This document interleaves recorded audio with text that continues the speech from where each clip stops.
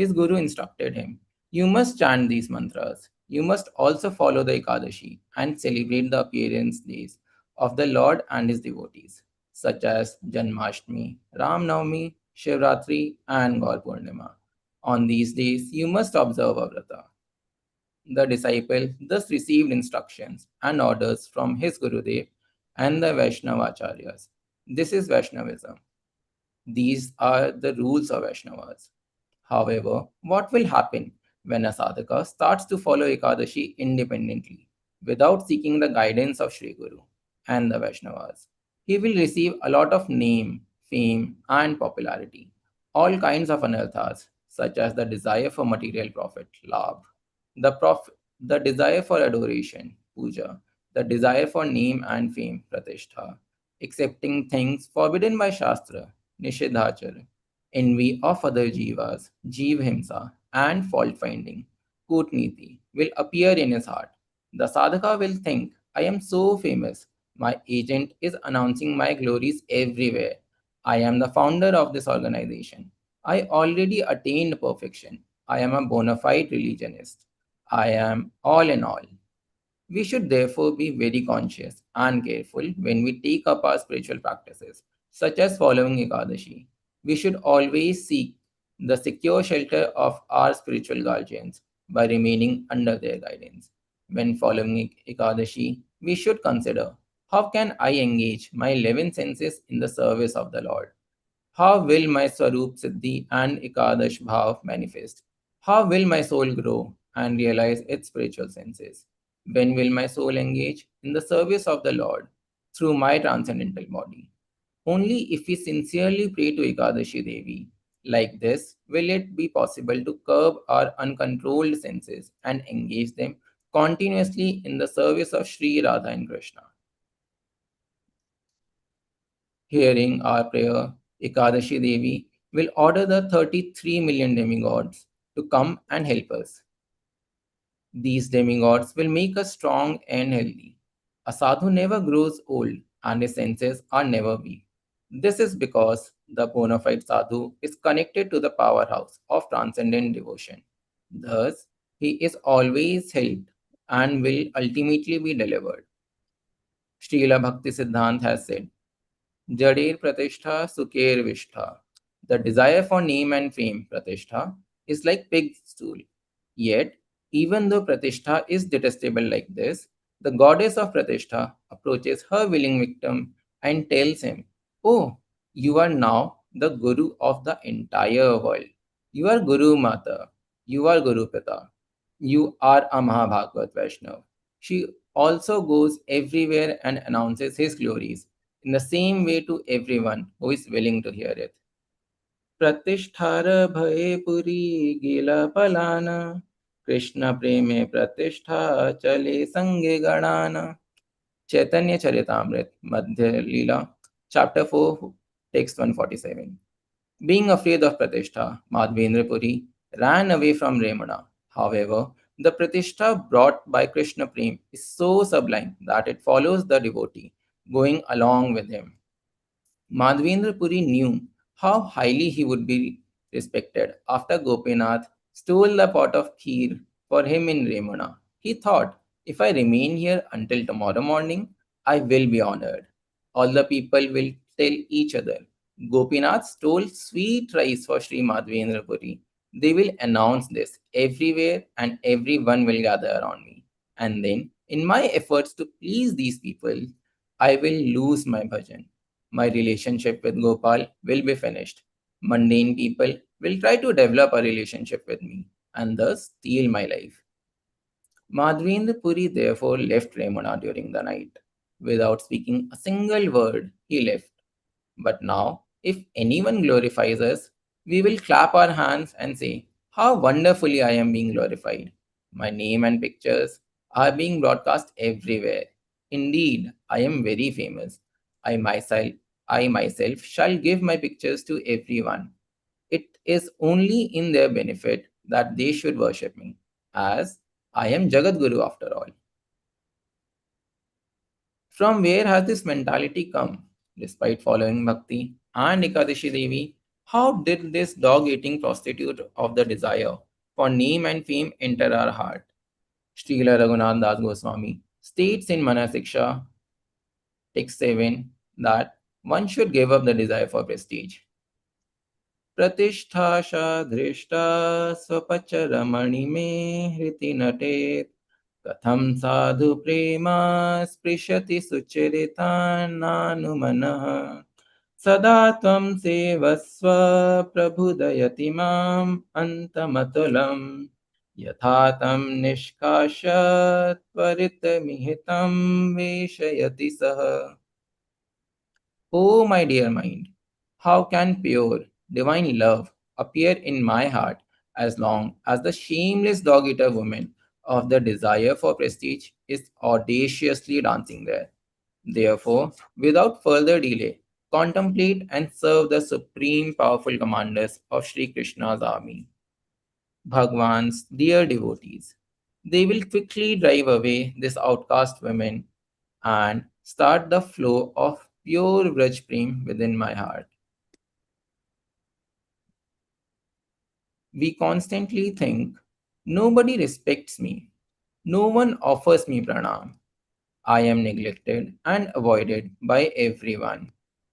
Thinking as such, our heart will burn from the pain of not being respected. We will think, how can I defeat and smash my detractors? They always insult me. They are useless and bogus. Why did this nature come? The demigods and demons, the residents of Satyalok, and indeed the residents of all the 14 planetary systems, check and look to see how strong your desire is to cross this material ocean and enter the spiritual realm. They will say, oh, you want to get past the material realm and enter Golok Vaikuntha? We shall see how do you do so. To distract you from your course, they will then give you all kinds of material facilities without you ever asking for it. They will send beautiful heavenly denizens such as Apsaras, Gandharvas, Naginis, and Kinnaras to entice you. Hearing the Gandharvas sing, you will think, my life is successful. How enchanting these songs are. Who gave these Gandharvas this gift of singing? Apsaras will then attract you with their beguiling dance. Seeing them, you will remark, look how attractive their facial movements are. Their postures are exceedingly enticing. How wonderful. After attracting your attention like this, they will then say, our beauty is unparalleled. We are your unpaid servants. This will leave you wondering, who are these beautiful personalities approaching me? I sincerely follow Nirjal Ekadashi. I stayed awake the whole night, chanting the Lord's names, and I didn't take a single morsel of food. I spoke to no one. I was continuously engaged in bhajan. So, why am I in this situation? At that time, by agreeing to their conditions, you become their slave. By accepting these bribes, you will lose everything, not only one life, but millions of lives. The nature of pratishtha is repulsive. If you perform your sadhana independently, all the mundane attention you crave for will come to you. 1,000 people will follow you, and you will think, I am Jagat Guru. Your followers will say, you are an incarnation of the Supreme Lord in this world. Alas, how shameful this position is. When a person dies, people simply burn his body to ashes and it is all over. But when one is surrounded by followers and smashed by them every minute, this truly is a terrible fate. Yet, despite being crushed, you dance and say, I am now famous. You should know that by praising you, these people are actually beating you and killing your sincerity. The conditioned souls have no idea how much their soul is suffering and sliding down to the hellish planets when others come and glorify them. Are we really glorious? Are we really worthy of such praise? This pride and desire for name and fame is very bad. Pride only brings about a person's downfall. Not everyone can follow Ekadashi. Heavenly netizens, for example, have no time to follow any kind of vrata, as they completely absorb in enjoying themselves. They cannot spare even a minute for Ekadashi Devi. They only drink somras and enjoy. However, at some point, the credits of their pious activities will finish and they are bound to fall down again from their heavenly position. It is said in Bhagavad Gita, chapter 9, Shlok 21, ते त्वं भुक्त्वा स्वर्गलोकं विशालं क्षीणे पुण्ये मर्त्यलोकं विशन्ति एवं त्रयी धर्मम् अनुप्रपन्ना गतागतं कामकामा लभन्ते. When they have thus enjoyed great heavenly pleasures and the result of their pious activities are depleted, they come back to this mortal plane. Thus, those who seek sense pleasure by following the principles of the three Vedas attain only repeated birth and death. After falling down, these living entities who previously resided in heaven strongly desire to go back there, back to Swarg. When they hear of Ekadashi Devi's glories, they think, how can we easily and without effort receive the result of following Ekadashi? They then try to bribe the followers of Ekadashi to give them the result of their vrata. The faithful followers of Ekadashi are also approached by demigods who have not yet fallen down, but are fearful of their pious credits running out. They send Gandharvas to sing melodiously and capture the mind and heart of the sadhakas, and then steal away the results of their Ekadashi Vrat. Demigods are very ruthless when it comes to protecting their position and facilities to enjoy the heavenly pleasures. They even attack each other in their quest for material progress and prestige. What did Chandra do? He enjoyed with his guru's wife. How foolish he is. Despite staying in the company of his guru, Chandra's intelligence was defeated. He enjoyed with his guru's wife and even begot a son from her. Why did his intelligence become degraded? Why was he unable to control his mind and senses? He was the victim of the politics of the other demigods, who disturbed him and made him act as such. Approaching Chandra, they thought, we will give him something by which his intelligence will be covered. He will then act against the injunctions of the scriptures, and when he loses all his piety, his post will become vacant for us. In this way, the other demigods glorified and praised Chandra for his material conquest, and he became very proud. Blinded by pride, he dared even steal the wife of his own guru. Someone may observe Ratha for millions of lives and may even have listened to Harikatha and engaged in Kirtan for just as long. But if they are unable to resist the offers of Maya, they will have achieved nothing. Why is a person so unfortunate? Because he is careless and fearless. We must perform our services strongly and perfectly. We should not lose our life in vain pursuits. Many may come and express their mundane admiration and appreciation of us, but we should understand how troublesome such offers and presentations are. Chandra did not understand this. He thus enjoyed with his guru's wife and had to suffer the fearsome consequences. The Shastras provide many more examples of those whose downfall was brought about by others and by their own selves. Ahalya, for example, was the chaste and honest wife of Gautam Rishi. Yet, she was cursed by her husband to become a stone after being deceived by an envious Indra. While Gautam Rishi was engaged in his bhajan, Indra assumed his form and went to Ahalya, pretending to be her husband. He then stole away her honesty, chastity, and character. Enraged, Gautam Rishi cursed Ahilya, and it wasn't until many yugas later that she was able to resume her original form.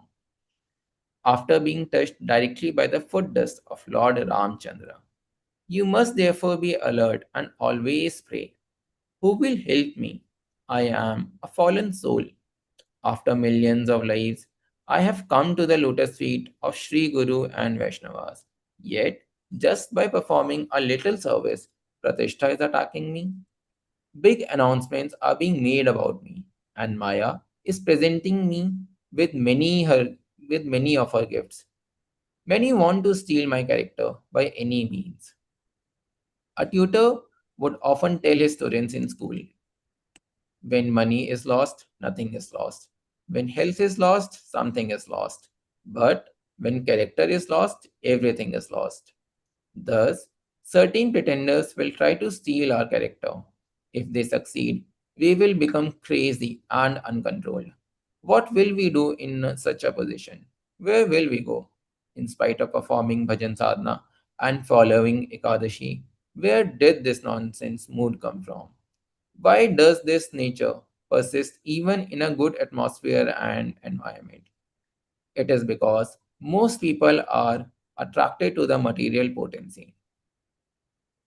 Sri Raghunath Das Goswami stated in his Manasiksha, verse 5, Asacheshta kashta pradvikatapashlibarih prakamam kamadi prakatapathapativyatikare gale badva hanye ahamit bhedavatamap gane kurutvam futkaran vatisa yatha tvam manayitaha.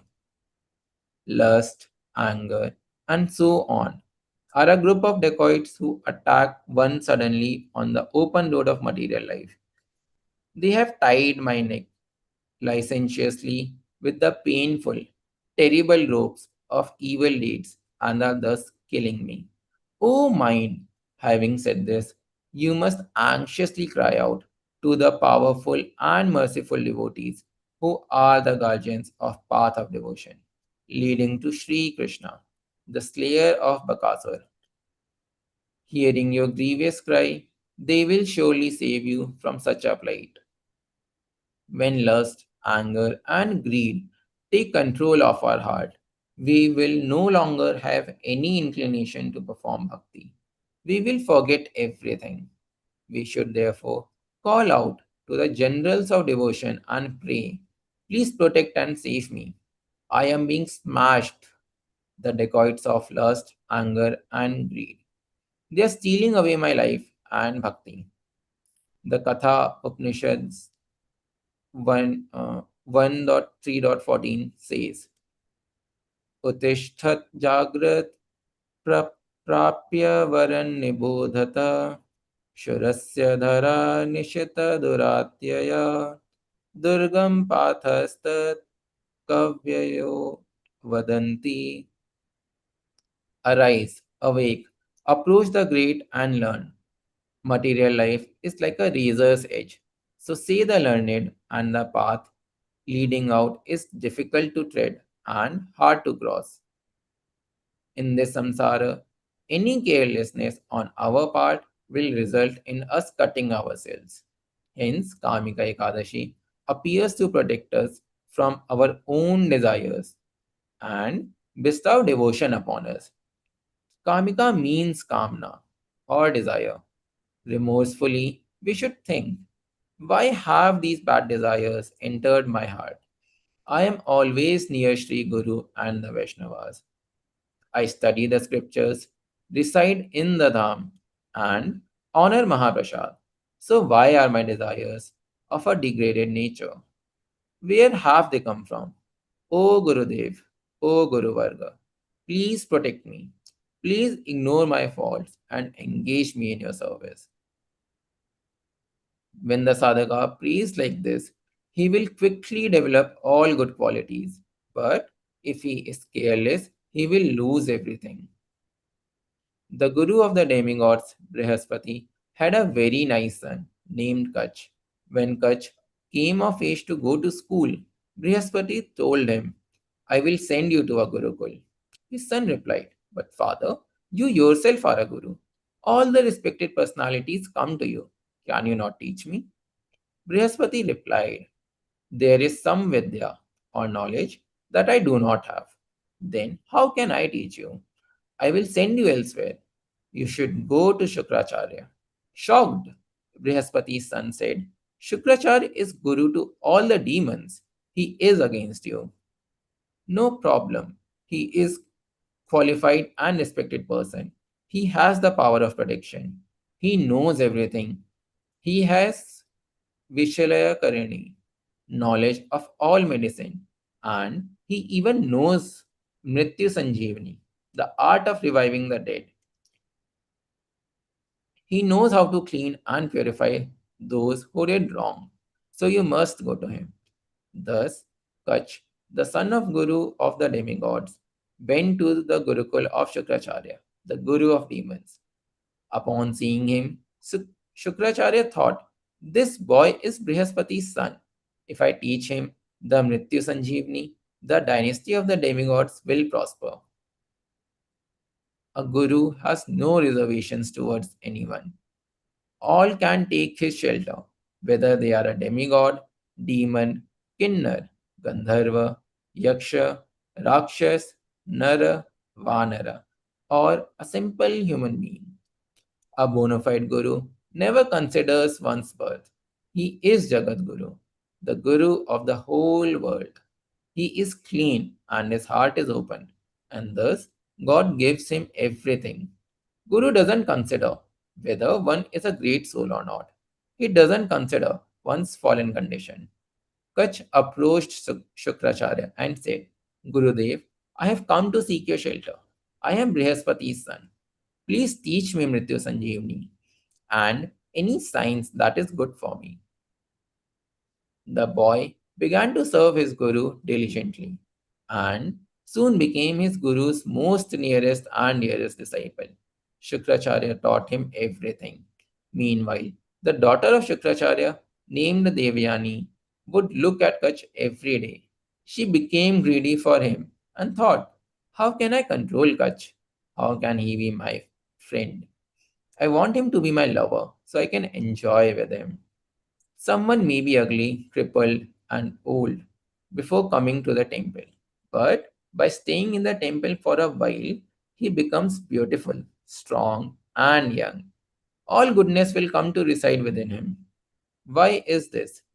Because in the temple, he becomes infused with the power of Guru Shakti and Guru Bhakti. Shri Guru is an expansion of Swarup Shakti, the Lord's internal potency. Thus, being infused with beauty and all good qualities, those who reside near Sri Guru or in the temple become very attractive. And this can become the cause of many problems. People will approach them, and sometimes they may not be able to resist the pulling of those who seek their attention and affection. Devyani had no interest in the sons of the demons. Many of them were young and as strong as a thunderbolt, but she wasn't drawn to them. She only felt attracted to Kach. She thought, Kach is learning Mrityu Sanjeevani. If I turn him into a demon, he will always stay with me and not go back to the demigods. Then my life will be successful. This mentality of Devyani caused a great problem. Kach conquered his Gurudev's heart by his Guru Bhakti and Guru Seva. Not everyone can imbibe these moods of Guru Seva and Guru Bhakti. The demons would not serve their Gurudev properly. Their service was artificial. Externally, it seemed nice, but internally, they maintained a conception of pride. They would think, I will be the next Guru. I will be the successor and Acharya. This is the conception of demons.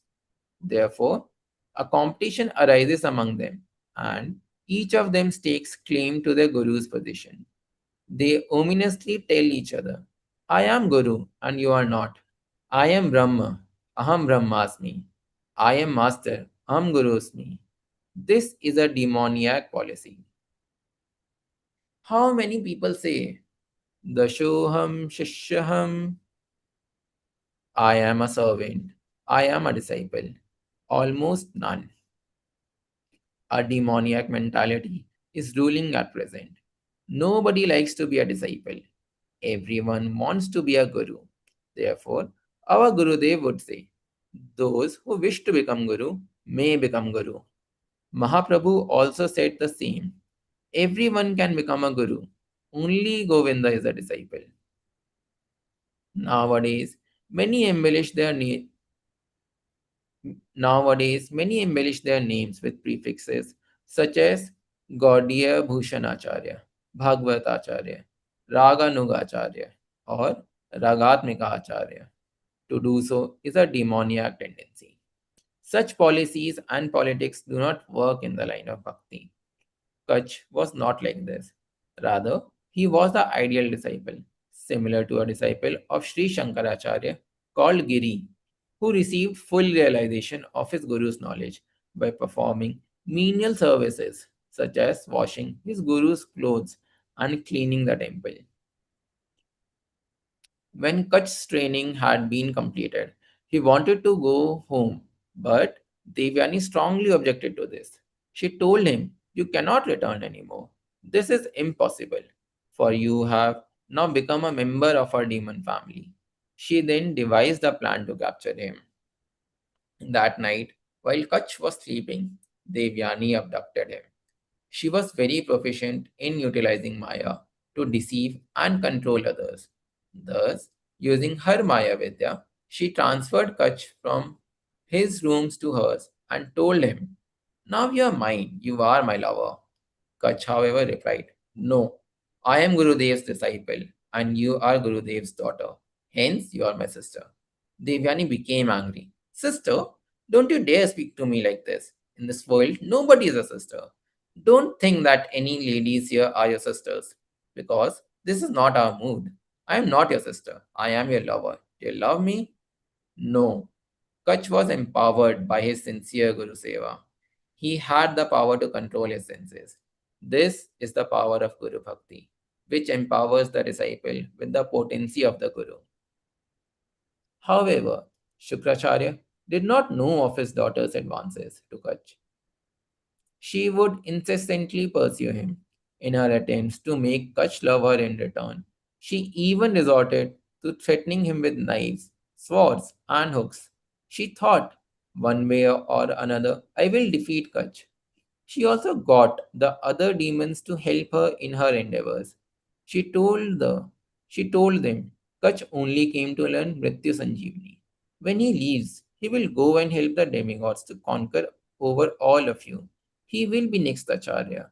Therefore, we must either convert him to become a demon or destroy him. Convinced by Devyani's words, the demons were relentless. They told Kach, "You should get married to Devyani." "No, if you don't marry her, we will kill you. You can do whatever you want with me, but I will not marry her. I am not afraid of dying."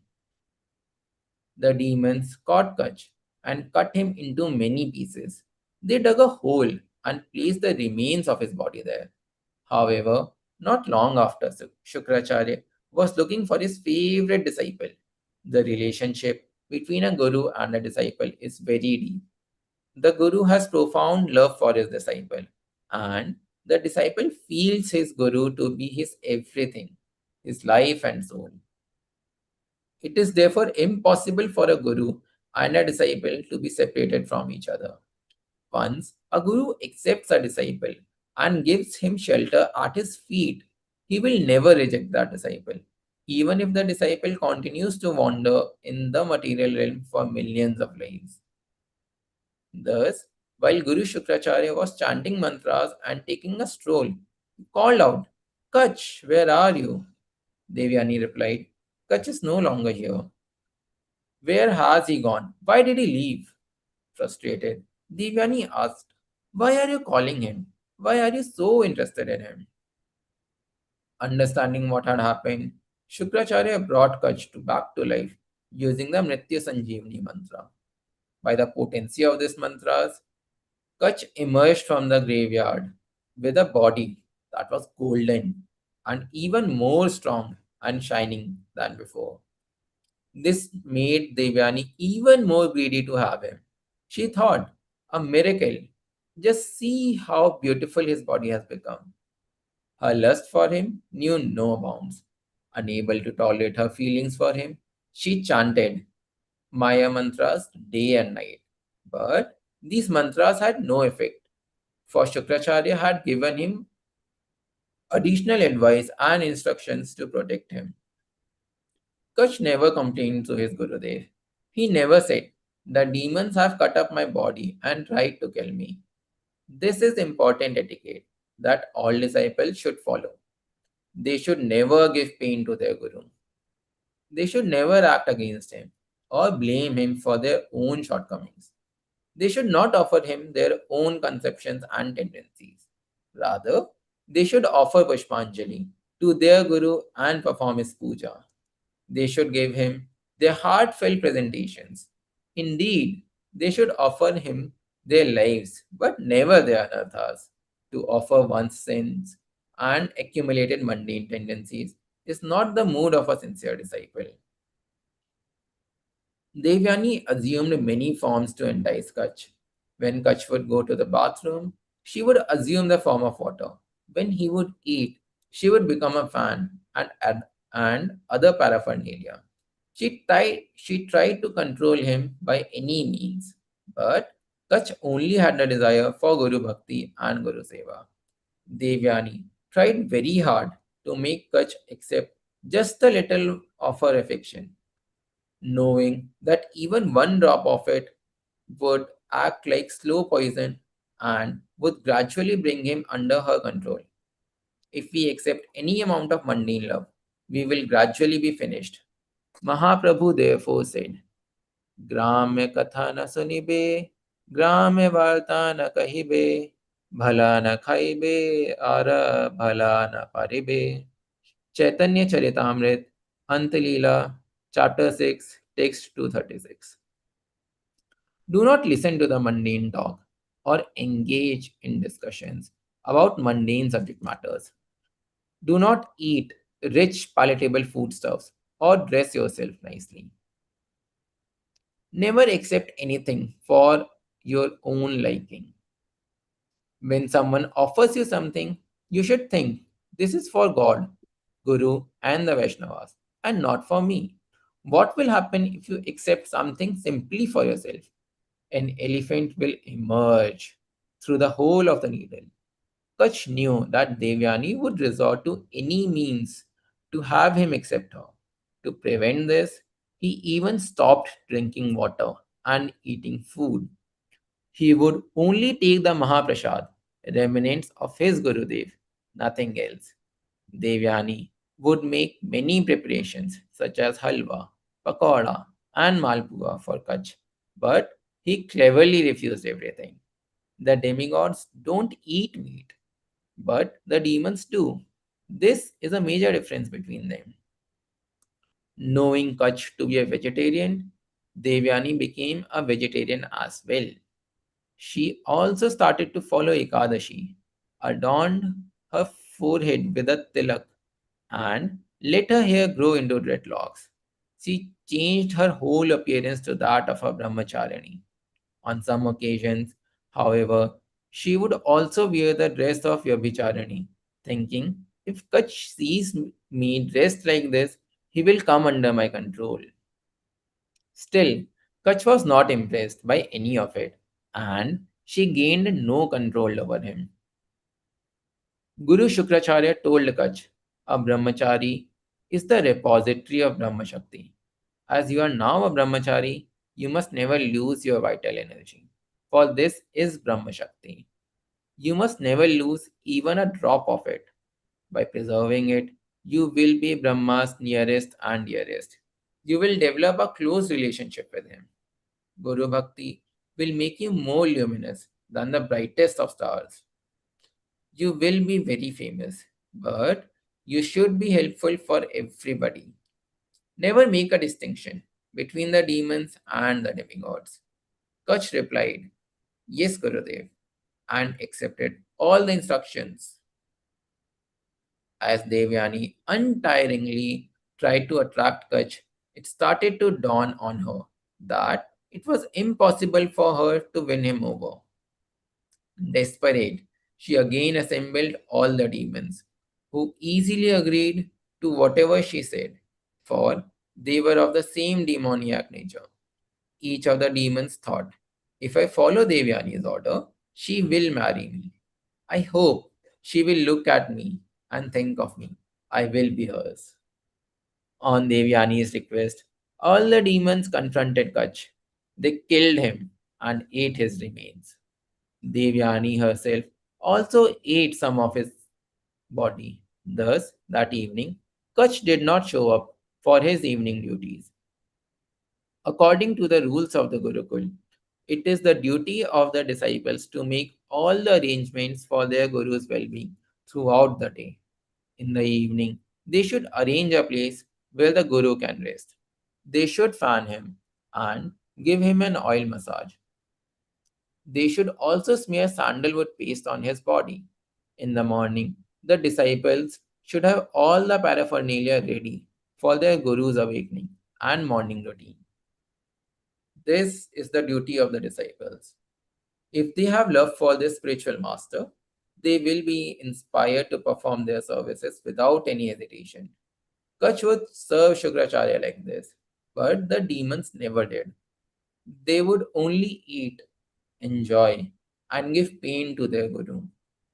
They never served their spiritual master, but rather only complained to him, saying, I don't have a room, I don't have food, I am not treated with respect and love. Why are you not giving me anything? Why are you not giving me some property? Disciples who behave like this only give pain to their guru. This is a demoniac tendency. Except for Kach, no one served Guru Shukracharya. Hence, the bond between the two was very strong. And when Kach did not show up for his evening seva, Shukracharya was greatly disturbed. Anxiously he asked, where is Kach? But Devyani and the demons did not give him an answer. They had all eaten him.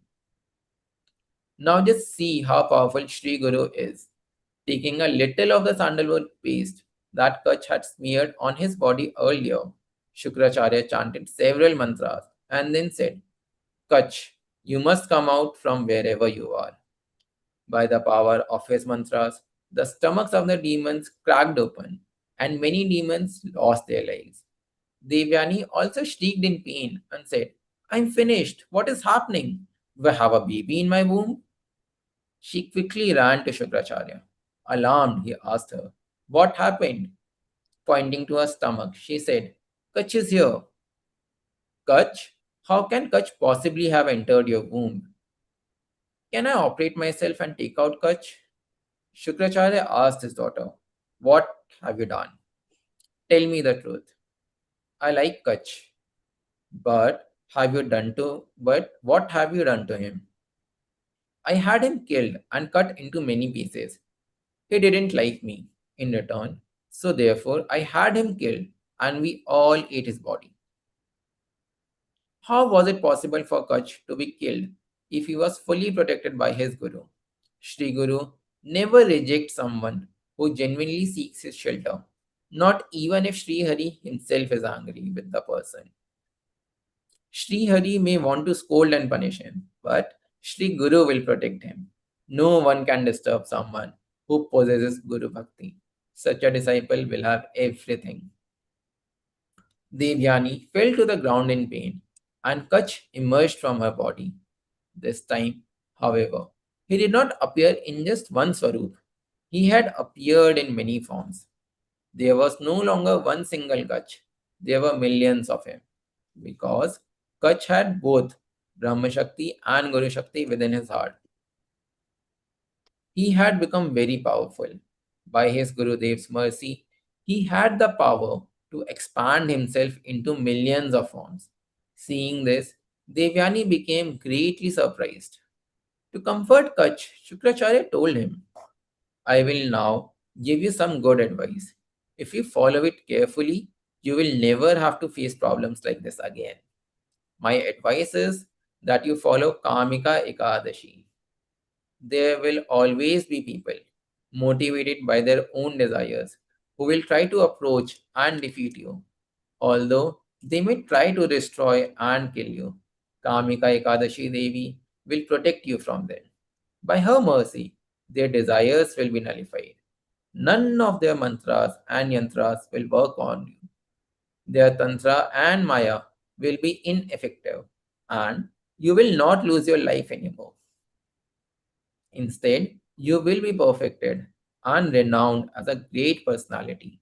All you need to do for this is to follow Kamika Ekadashi.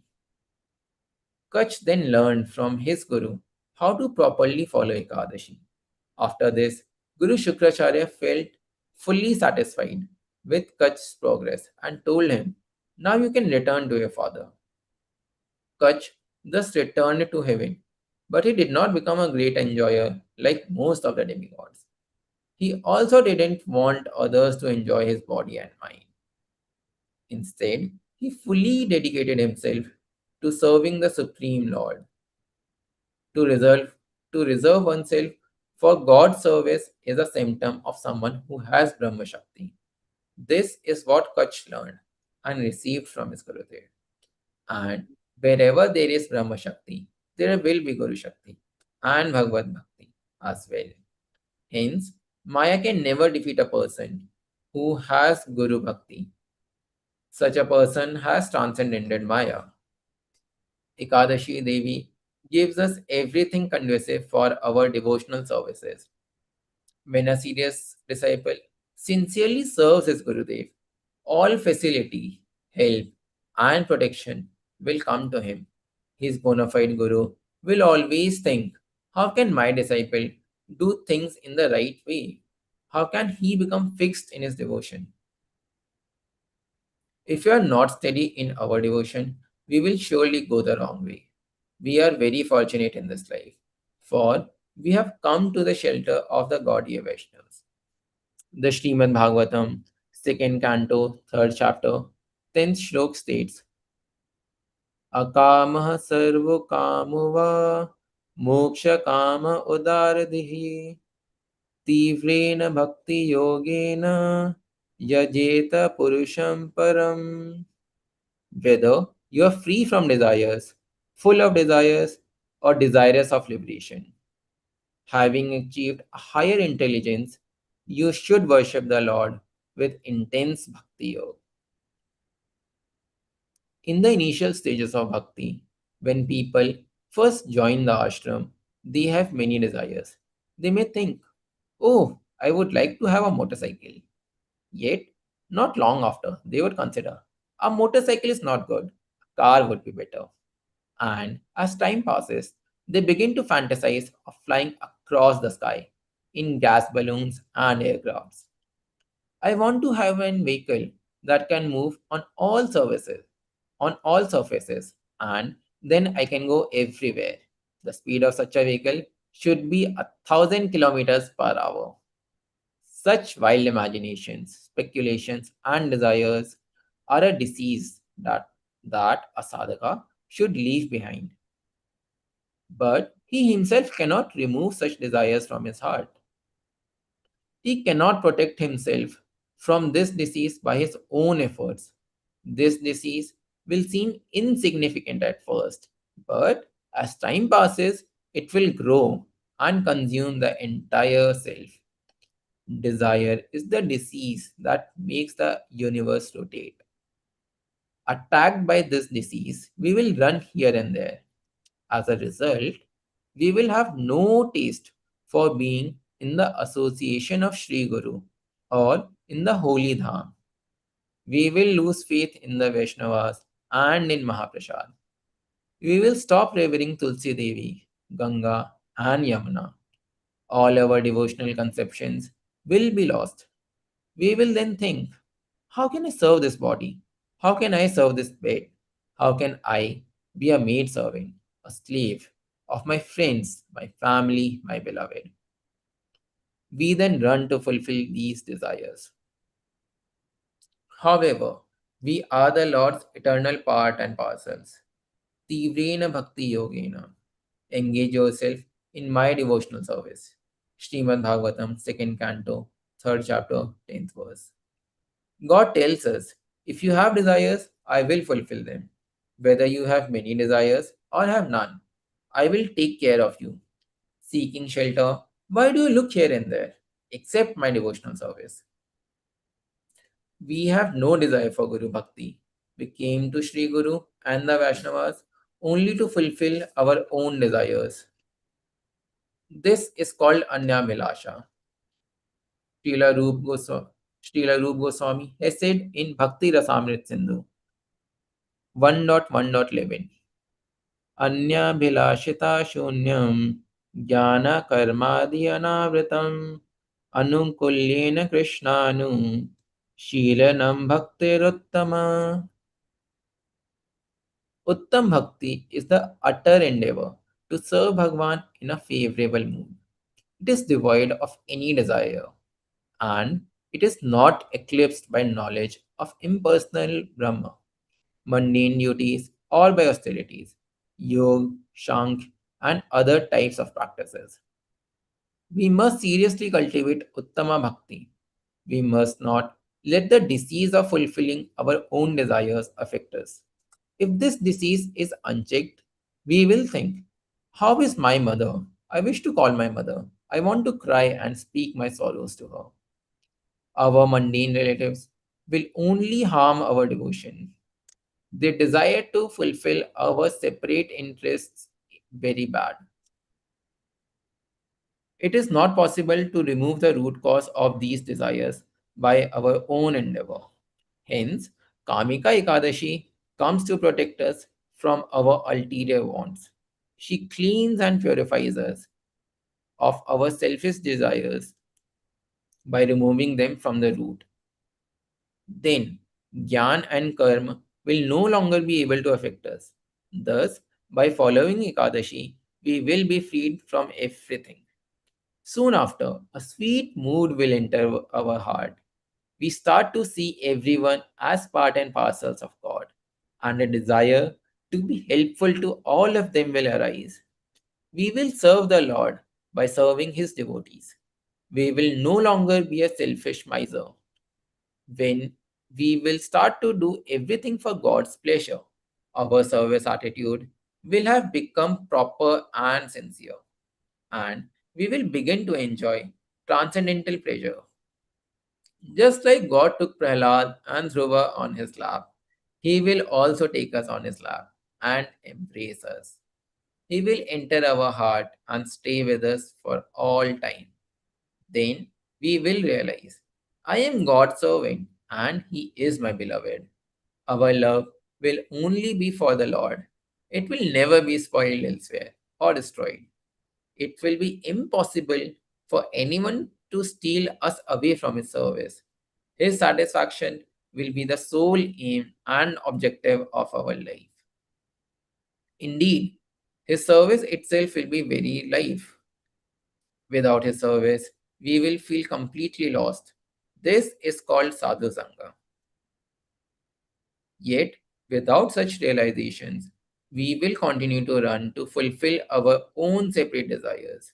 We therefore need to be very careful not to waste our love, or we will lose everything.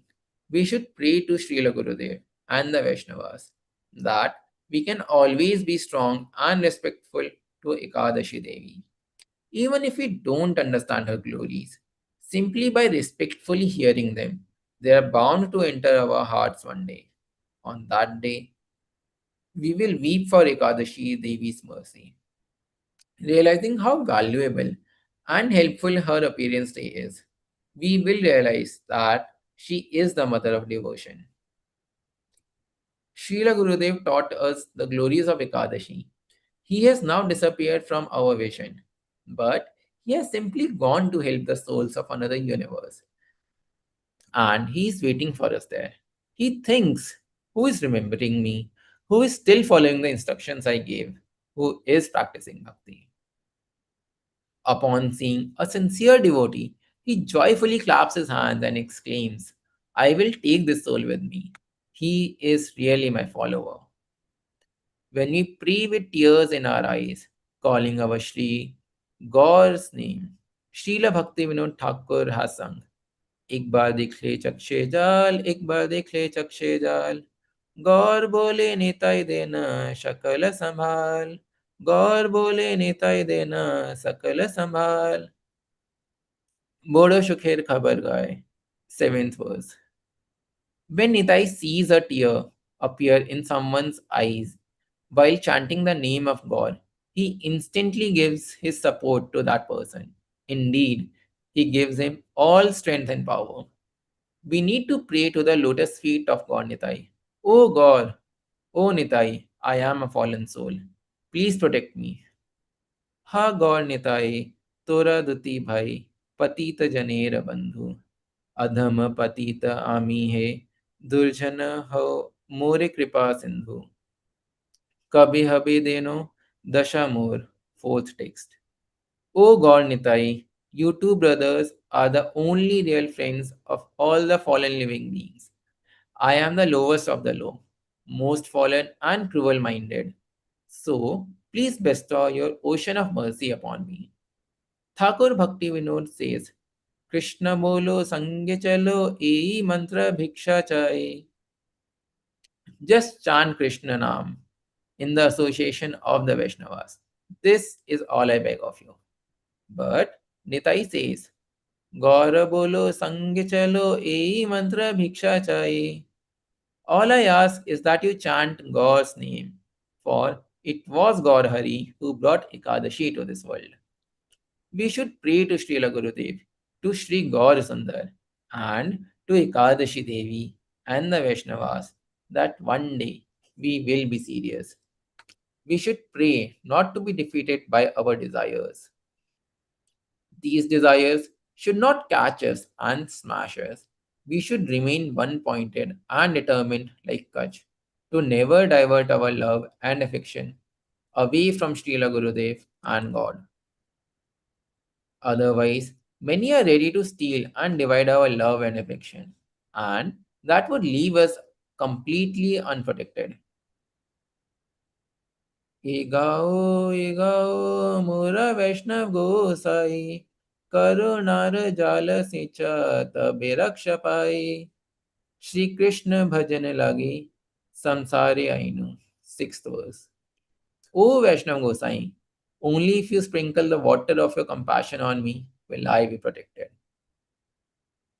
तोमार वैष्णव वैभव तोमार आमारे करुणा दोया तबे मोरा गति हबे तबे पति पाबो तव पद छाया. शरणागति भजन लास्य. 6.4. शरणागति भजन लालस्य. 6.4. O Lord, the Vaishnavas are yours. They are your own glorious divine potency. May they be compassionate to me. Then the aim and object of my life will be guided toward you, and I will attain shelter in the shade of your lotus feet. Shri Guru, the Ganga, the Vaishnavas, and Bhakti are always present in this world. They are always ready to help us, but it is up to us to follow them. We should never forget Srila Gurudev. We should never forget Bhakti and the rules and regulations. If we are sincere, we will always be with Sri Guru and the Vaishnavas. In their association, we will realize our great fortunate to be in their company, for in their association, Hari Kirtan and Hari Bhajan are always present, and mundane desires and depression born of this material existence will be destroyed at their root. People have so many desires or kamna, and they have no patience to fulfill them. Even if someone, after working hard, wants to rest for a bit, people will not consider that person's fatigue and relentlessly come and disturb him, saying, give me this, give me that. The jivas have unlimited desires. They cannot halt them or stop praying for their fulfillment. They want and expect everyone else to help them attain their goals. Sometimes People even come to Sri Guru thinking, he is my well wisher, he knows everything. I will not ask him for help, but he will know what I want and will fulfill my desire anyway. Such people will say, God is like a father, and he always desires the welfare of his children. Why didn't Prahlad pray to the Lord to protect him from the atrocities of his father? Prahlad said, the Lord knows what is best for me, so why should I disturb him? The Lord does everything for my welfare. I will be like Prahlad, and the Lord will give me what I want.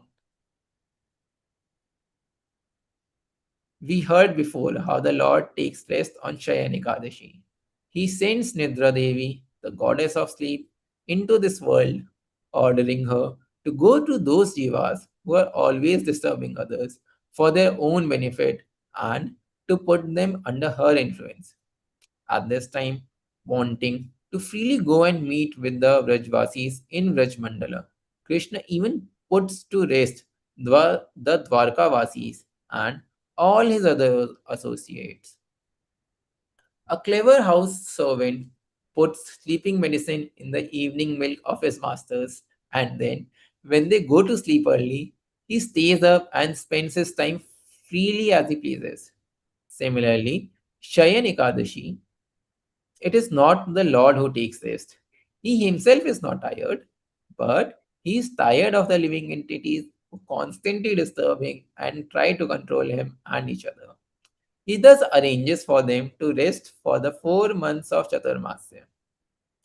Previously, Kumkaran was made to sleep for 6 months at a time to stop him from eating all the animals in his area. In this arrangement, had if this arrangement had not been made, he would have finished off all the animals created by Lord Brahma. Nidra Devi thus gives good treatment for such people. On Shayan Ekadashi, Jagannath Dev invites Nidra Devi to come and give her darshan and blessings to everyone.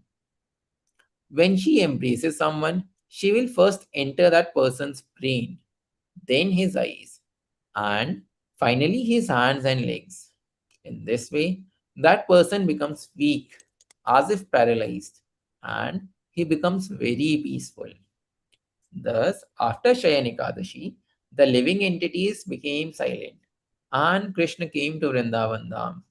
Then, 2 weeks later, Kamika Ekadashi comes.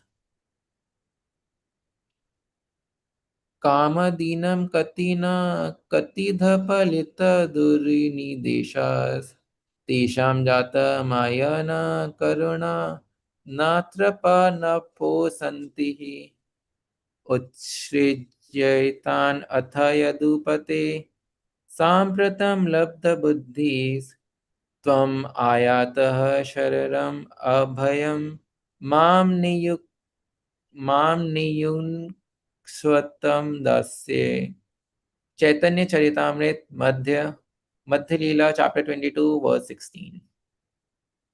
O Lord, my lusty desires have unlimited wants, and although I serve them relentlessly, they have never shown me any mercy. I serve them without shame and have no desire to give them up until your transcendental intelligence awoke within me. Now, I no longer want to follow the dictates of these mundane desires and instead surrender myself unto your lotus feet, which grant fearlessness. I beg you to kindly save me by engaging me in your service. Life after life, we keep following the dictates of our mind and senses, trying to fulfill their desires, but they never become happy or satisfied. They only want more and more. If you ask someone, are you happy now that you are married and have a family? Do you have everything? The person will say, no, I would like to have a dog or a cat to take care of. And then, after getting a dog, they can no longer visit the temple, needing to look after their dog at home. In this way, their dog service comes before the God service. In the above verse, Mahaprabhu therefore said, O Lord, now I surrender unto you. Please give me shelter. I am exhausted. I have tried to fulfill my desires for millions of lives, but they never cease. How can we be freed from our selfish desires? For this, the Lord sends Kamika Ekadashi. When we sincerely seek her shelter, she will first sweep away all our kamna, all material desires, and then infuse us with simply one divine want. How can I serve a Paramatma? She will make us realize that we will only be haunted by mundane desires for as long as we turn away from Paramatma. The Vrajvasis never disturb Krishna or ask anything from him. They all have only love for him. The Sachis say, we only want your happiness. Sometimes we argue with you, but this is only for your pleasure. You can do as you like, whether you punish us or show us love. We will always be yours, and you are ours.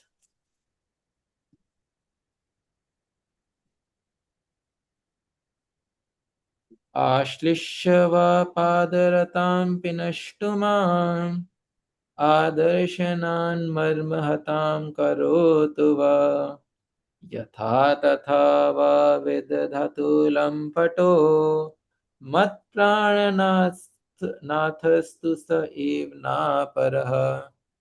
Sikshashtakam, 8th verse.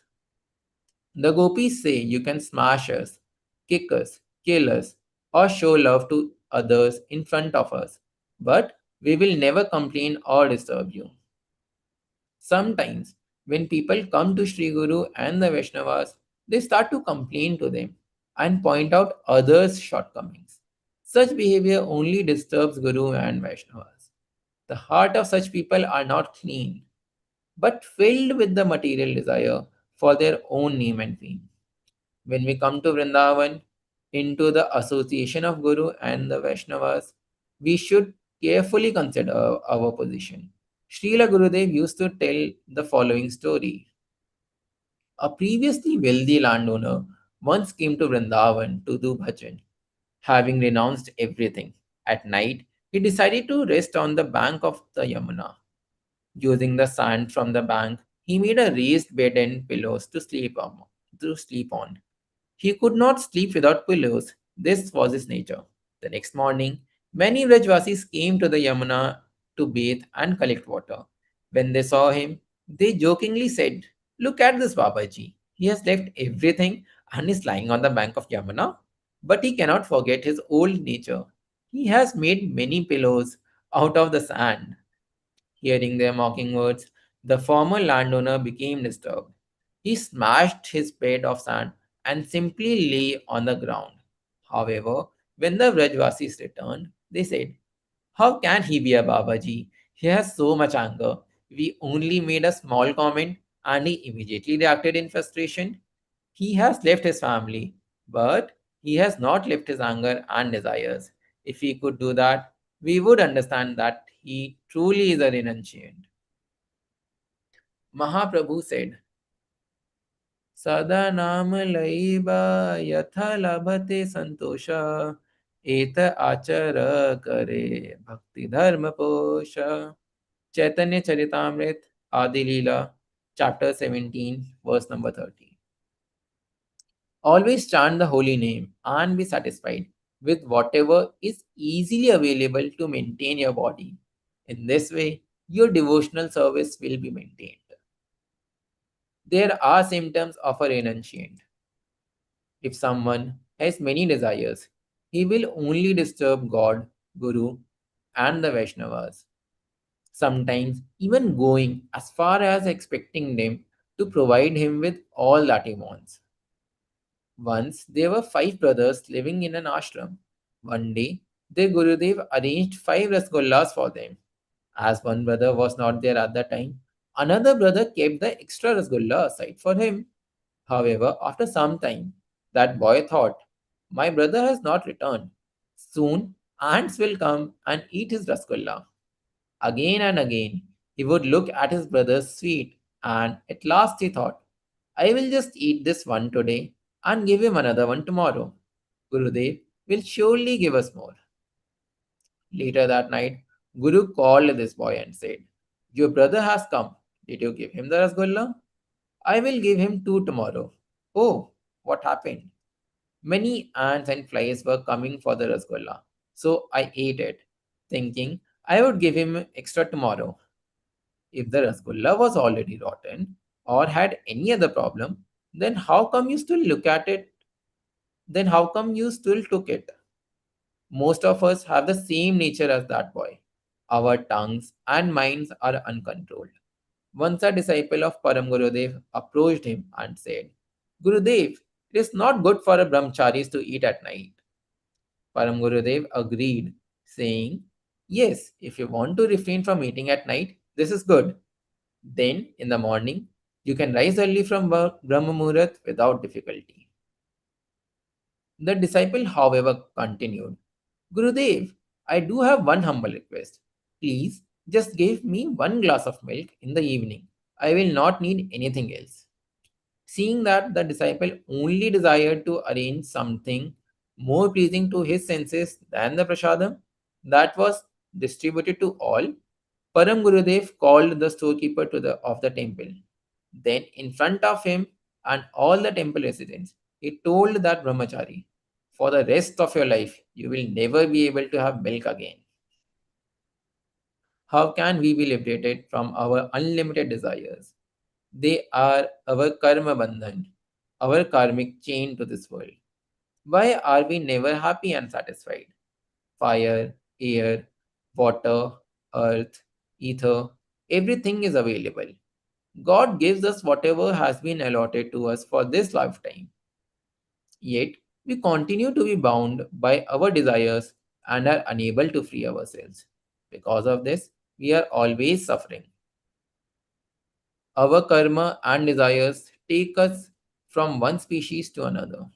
Because of our desires, we may even lose our position as human beings and become animals. We may become worms in stool. In this life, the Lord has given us a human form with a good mouth and nice teeth. He also gave us many healthy and sattvic things to eat. But if we reject all these good opportunities and instead choose to kill animals and eat their meat, God will say, "You don't need this human mouth. The mouth of a carnivore with sharp teeth will be more suitable for you. Go, become a crocodile or a tiger."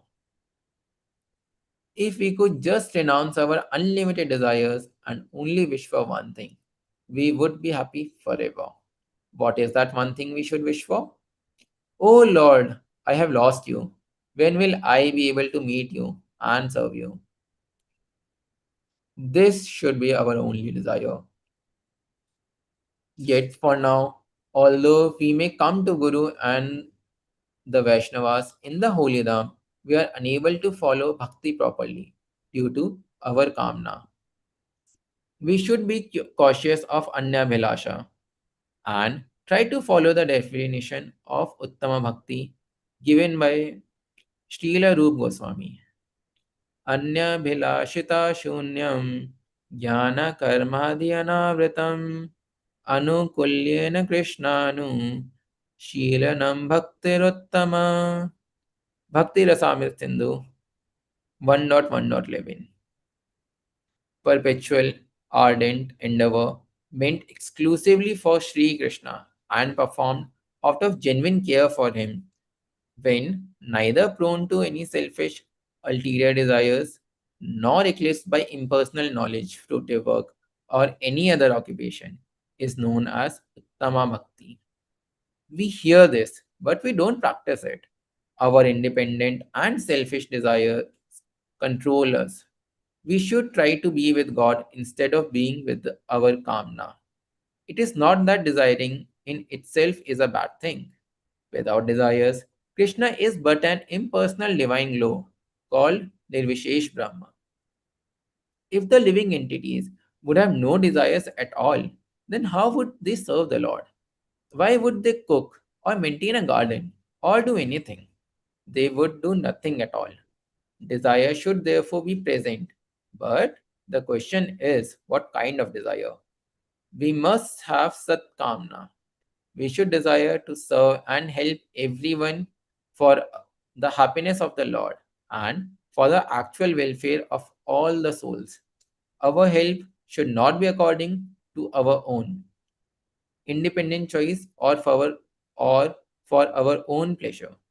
In the Bhagavad Gita, Krishna instructs us to act for his pleasure only and to consider happiness and distress, gain and loss, and victory and defeat to all be equal. He also says,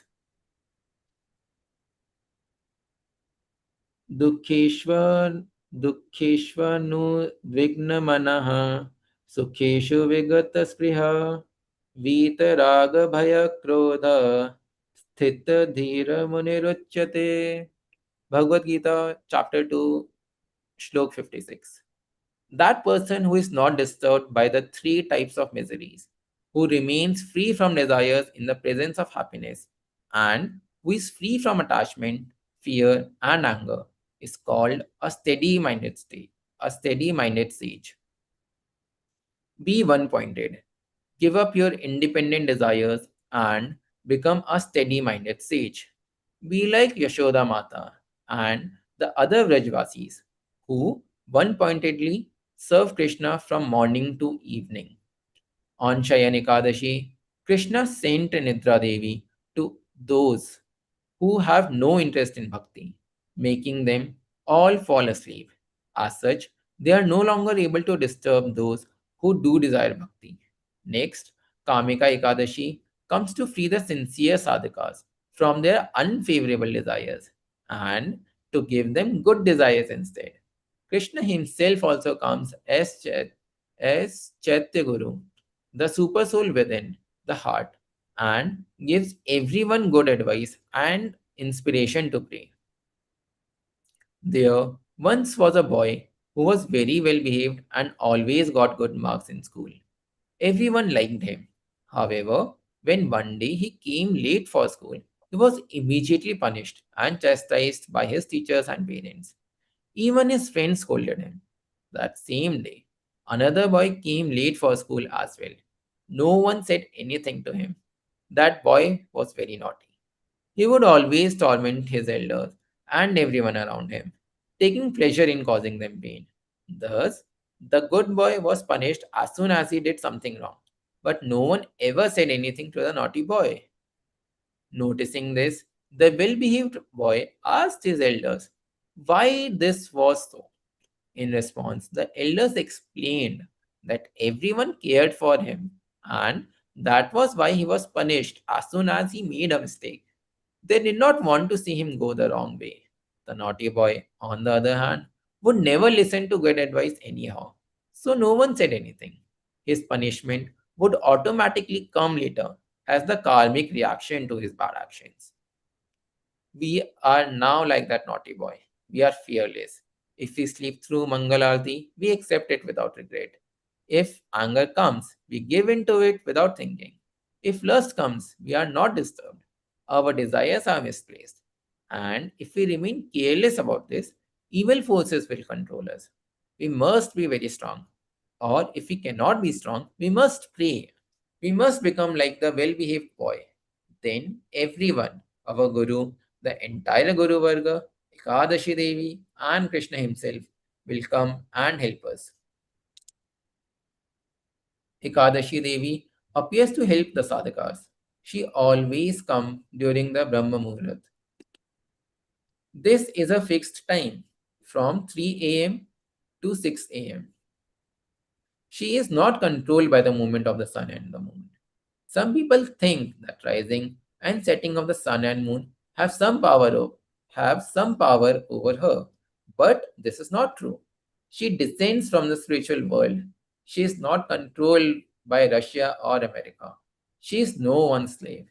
In each place, she appears during that place's Brahma Muhurat, and there she checks who is waiting for her in that early morning time. Kamna Ekadashi Devi helps us by giving us good Kamna. She helps us to serve. She is a guide for those who are weak, lost, or far away from God. She brings them to the sadhus so that they can hear Harikatha.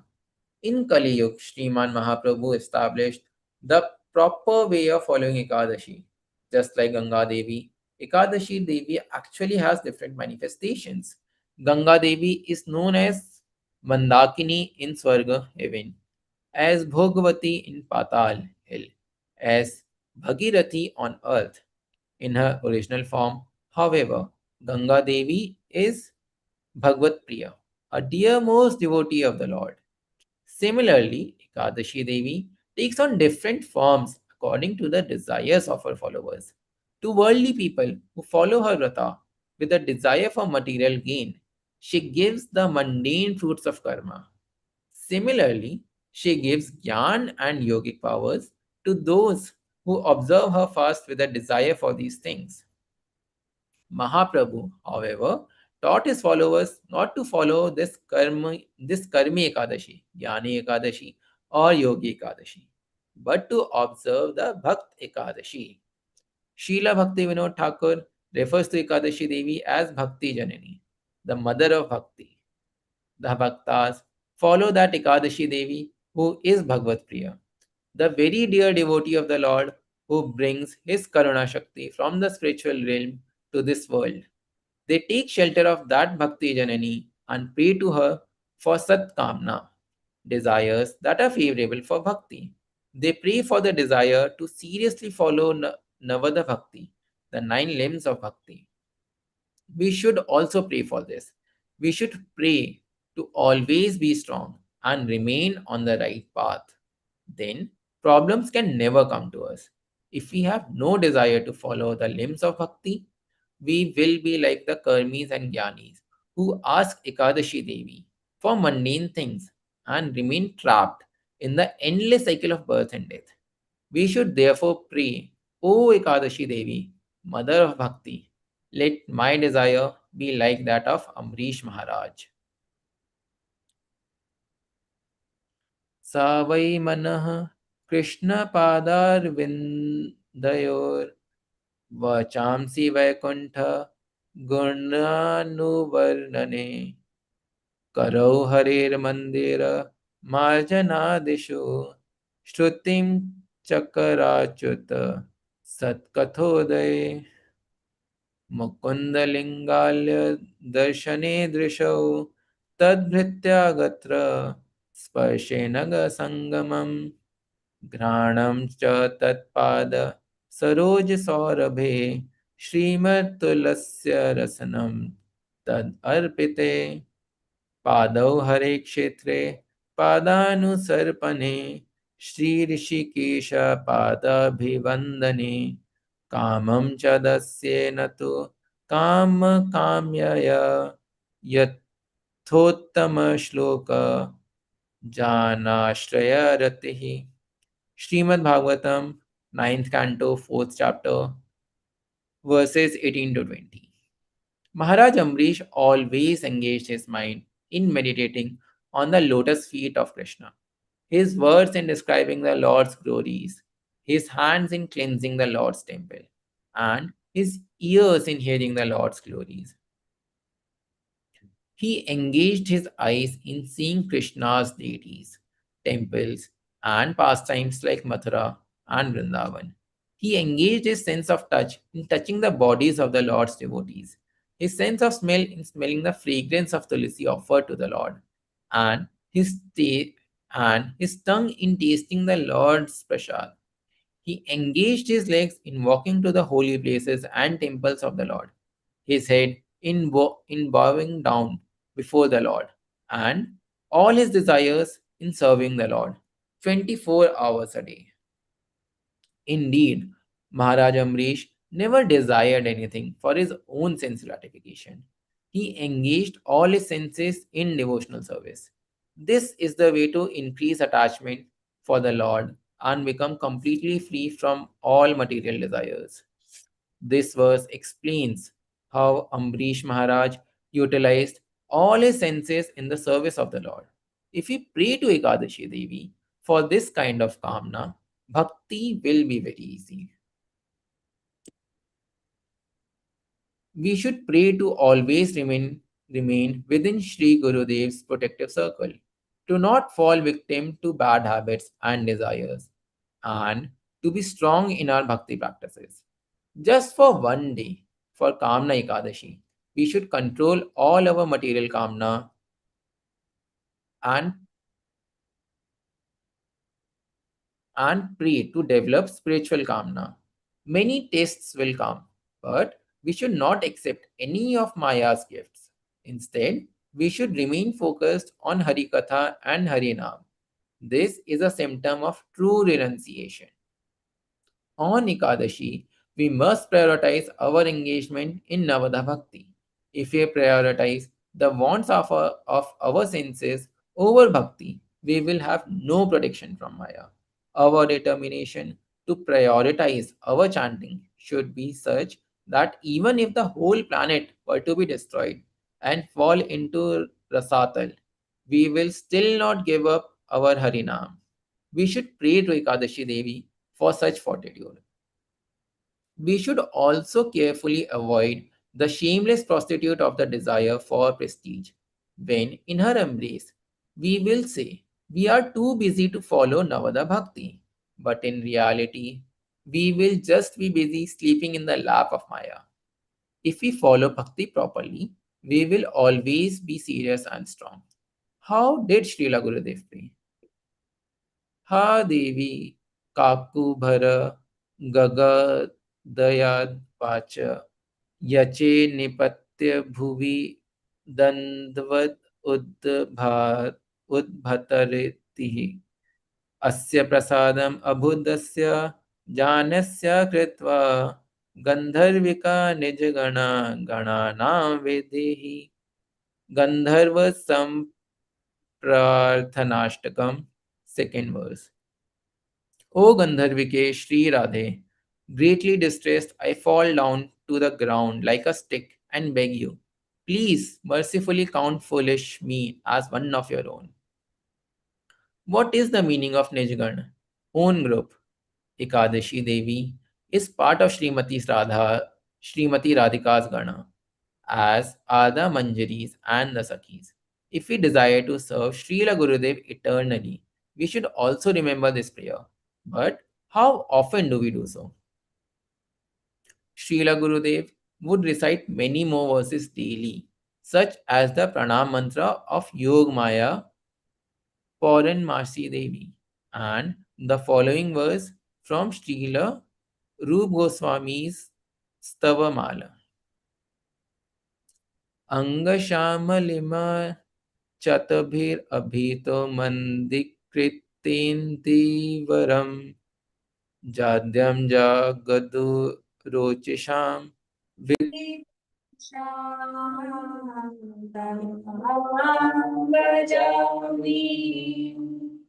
Govinda Hare Purusha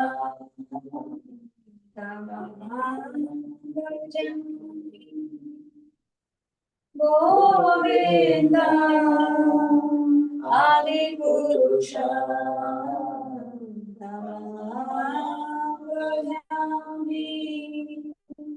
Venu Kanvandaravindalayakasham Bhagavatam Samasritam Gurasudhamayam Tanandakoti Kamaniya Vishesha Shobha Hare Purusha Dhammam Bhajami Anganiyasya Sakre Griyaveti Mante Pashanti Bhakti Karyanti Sriram Jaganti Ananda Chinmaya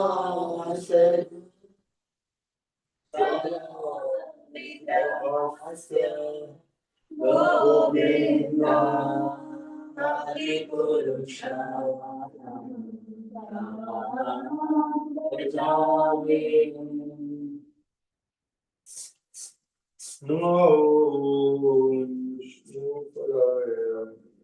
Krishna Krishnaya Bhutale Srimate Bhakti Vedanta Swami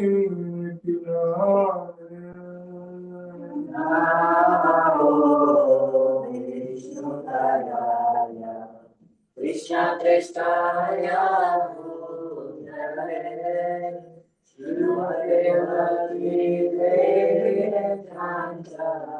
Swami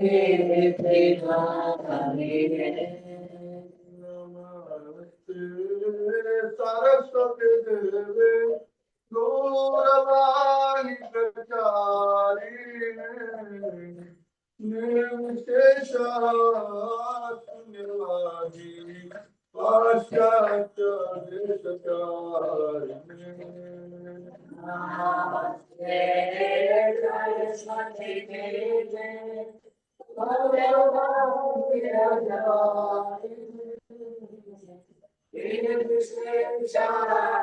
Sunyavadi Paschatya Desacharine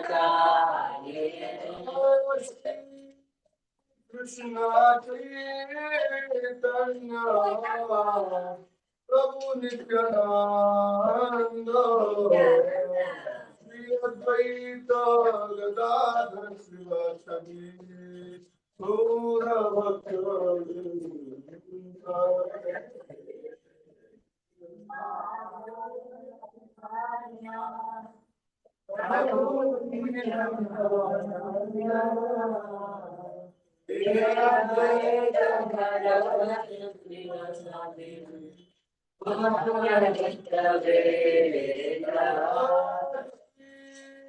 Krishna Chaitanya Prabhu Nityananda Shri Advaita Gadadhar Srivastava Gaura Bhaktavrinda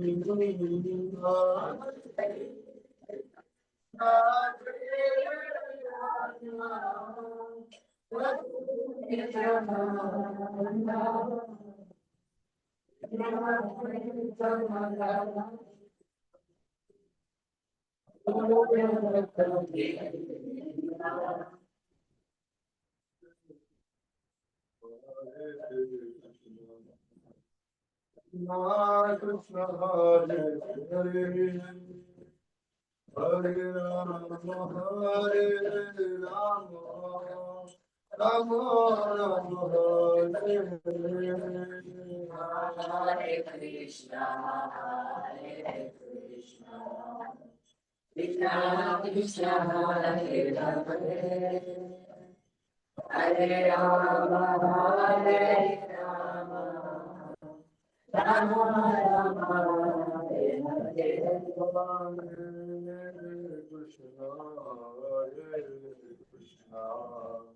Krishna Krishna Hare Hare Hare Rama Rama Rama Hare Hare Hare Krishna, Hare Krishna, Krishna Krishna, Hare Hare, Hare Rama, Hare Rama, Rama Rama, Hare Hare. Krishna Hare Krishna Krishna Krishna Hare Hare Hare Rama Hare Rama Rama Rama Hare Hare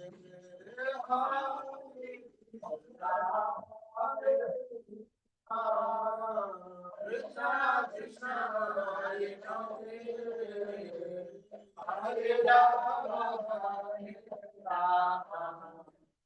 Rama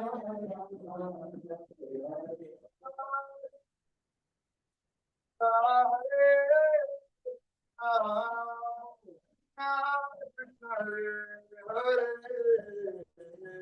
Hare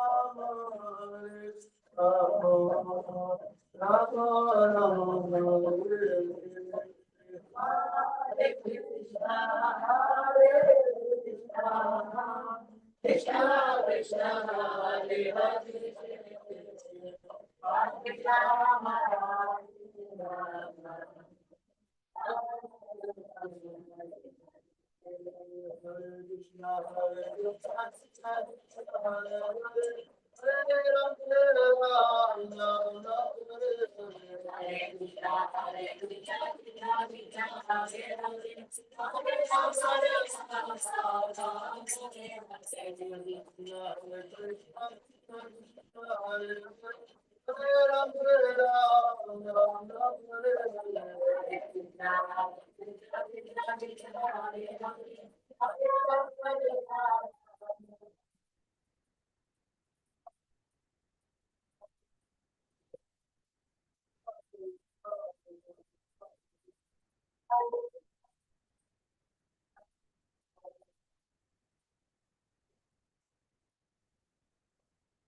Rama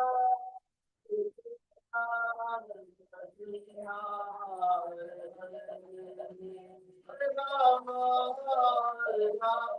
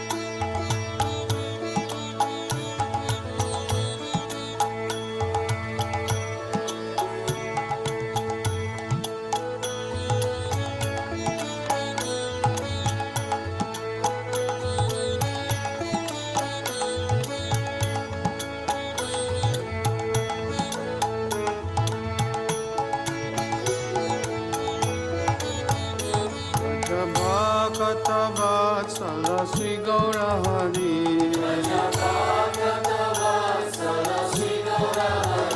Vajabhakata Vatsala Sri Gaura Hari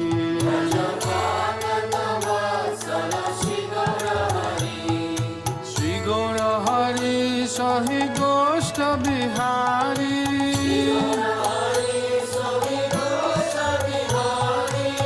Nanda Jasomati Chita Hari Dhira Damodara Ishaye Kana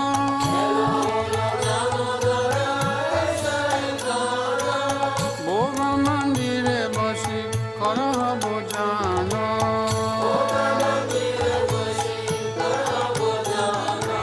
Nandira Nideshi Bashi Giri Baradari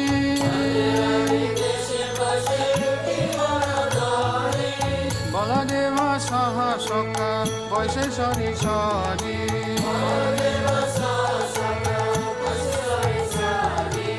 Shukta Shakhari Vaji Lalita Kushmanda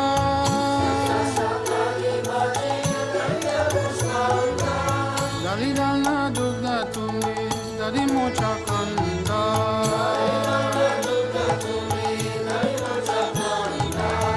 Dabora Mash Boda Roti Kagritana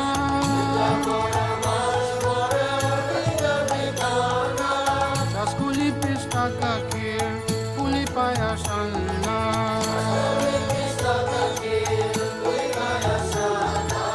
Kapura Amrita Keli Ramba Kirashara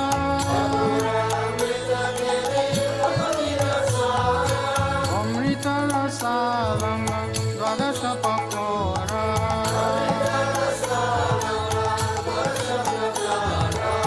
Luci Sinisar Puri Ladura Sabali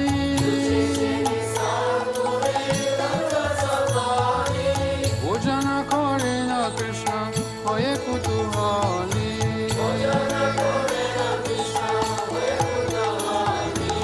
Radhikara Pakayana Bibida Byanjana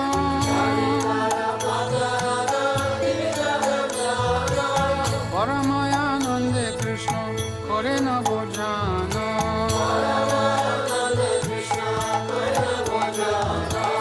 Chale Bale Ladu Khai Sri Madhu Mangala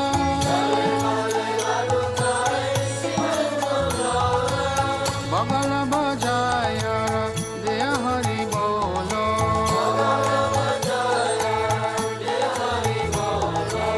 Radhikari Gani Heri Nayane Rakone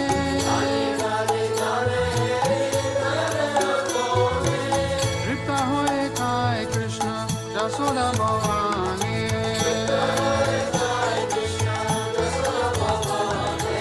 Bhojanande Priya Krishna Subhasita Bari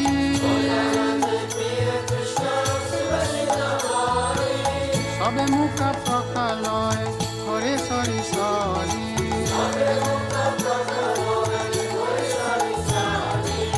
Asta Mukha Prakaliya Jata Sakagane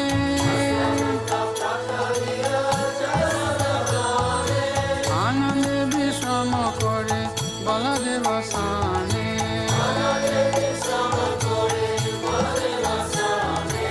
Jambula Rasalane Shambula Masala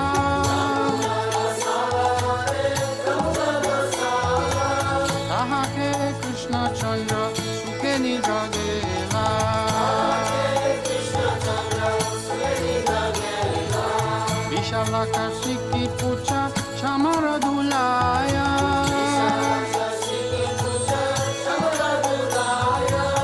Apurva Saya Krishna Sukhe Nirayaya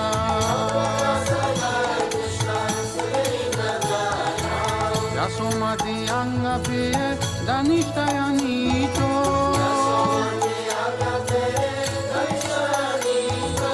Shri Krishna Prasad Radha Unje Hoye Prito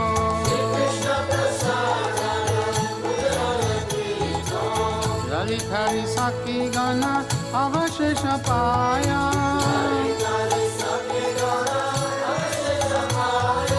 Mane Mane Sukhe Radha Krishna Guna Gaya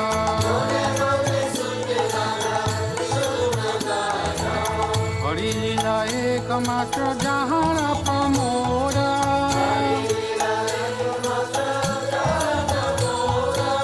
Bogarati Gai Thakur Bhakti Vinoda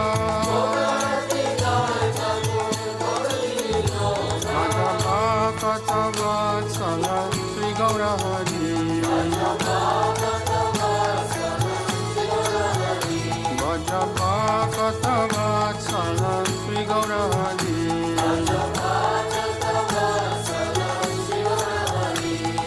Sri Gaura Hari Sahi